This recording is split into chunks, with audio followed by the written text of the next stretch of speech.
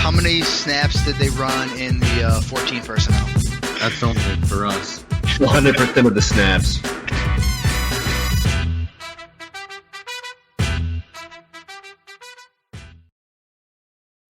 What's going on, everybody? Welcome into 14P. I am your host, Justin Wright. Today, we are talking running backs, starts, sits for Week 14, part one of most likely two. I don't think we need much more beyond that. Again, before we get into this, guys, remember to subscribe to the YouTube channel, follow us over on Twitter, like the video. If you have questions, comments, anything like that, always drop them below. We're going to answer as many as we can. All right, let's get into it. Number one here, we have Matt Breida versus Tampa Bay. And admittedly, I may have jumped the gun on Matt Breida just a little bit. Zach Moss was back last week. That could have been a weather, condition type of deal. Obviously, we all saw the game. It was just running the ball. That was the whole offense. So Matt Breida did suffer. Again, only 2 touches. But Zach Moss being healthy and them going back to him and basically saying, we don't trust Matt Breida to run the ball, really. He did fumble, so that hurt his workload as well. It's just all kind of gross. And then he gets Tampa with Vita Vea back there. So I'm just not going to go ahead and trust any. Really, you can make, instead of Matt Breida, just make this all Buffalo running backs. I'm not playing any of them this week. Sit them all down. All right, number 2, we have Alexander Mattison versus Pittsburgh. And obviously, this is only if Dalvin Cook does not play. If Dalvin Cook is active, do not play Alexander Mattison. Just straight up. Do not do that. I mean, I think we all know it, but I have to say it. Mattison, though, if Cook is inactive, is an RB1 again. Pittsburgh has just not been good against running backs. Over the last month, they were allowing 37 points a game. That is the worst in the NFL. They have allowed 9 touchdowns, 7 on the ground, 2 through the air, over 125 yards a game. It's mayhem. They have no idea how to stop the run right now.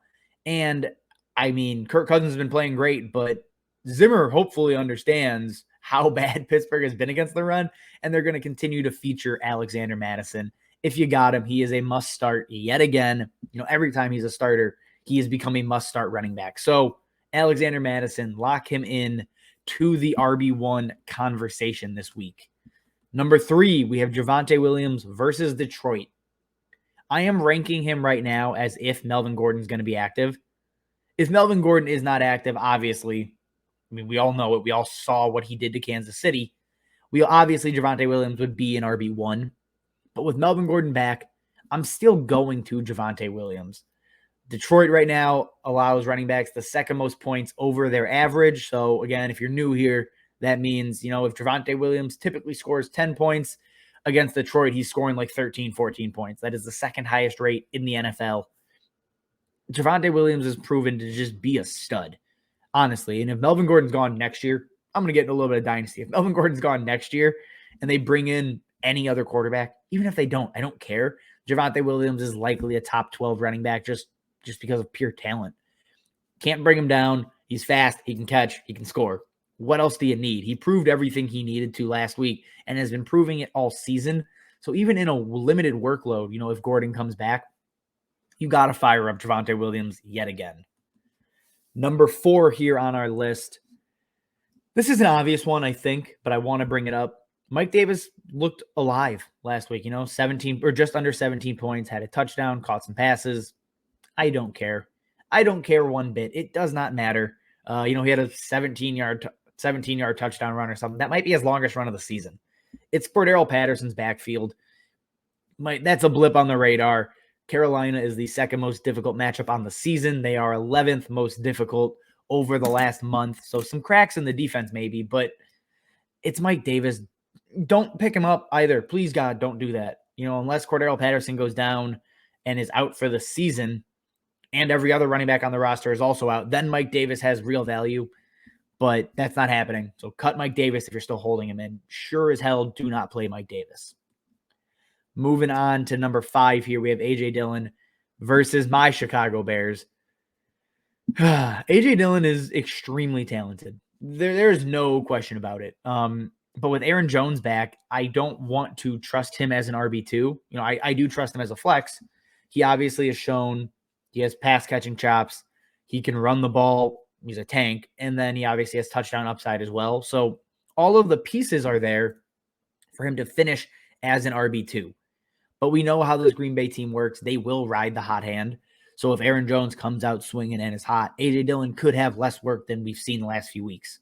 So I like A.J. Dillon. The talent is phenomenal. This Bears defense sucks. It's so damn bad. It's going to be in Green Bay, so maybe they just hammer A.J. Dillon, and that gets him to an RB2, maybe even an RB1 performance.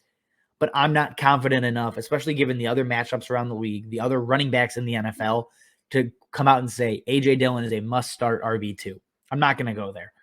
But again, if I have him, I'm probably going to put him in my flex spot and be pretty happy with it because the upside is, 25 to 30 points. We see it every week with him as of late. Not early on. I know that was gross. But now we know what the ceiling is. And to close us out, we have Devonta Freeman versus the Cleveland Browns. And it's not a great matchup. It's not something I'm going to say smash start, have to get him in there. But Devonta Freeman's workload is smash start, got to get him in there. 15 touches each of the last 3 weeks, no lower than 17. And 2 of the last 3 weeks, he's gone over 20 opportunities. That means targets and rushes. So the passing work is there, 15 targets in his last 3 games. The rushing work is there. The red zone work is there. It's a divisional game. Lamar's been off passing wise. So they have been leaning on the run game. And yes, Latavius Murray's going to get some run, but Devonta Freeman's coming off of his season high in snaps. He looks to be, and has been, for the last 6 weeks, like we've been talking about, he is the running back to own in Baltimore. If you have him, you got to start him yet again, just because, again, he falls into the end zone. You have potentially an RB1 on the week. That's just what he does right now. He's kind of going back to Devonta Freeman of old, which is nice to see.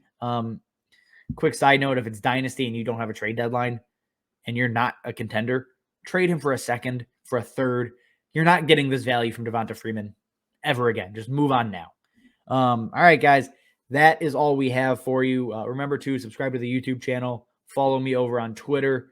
Follow the podcast account over on Twitter so you know when videos are dropping.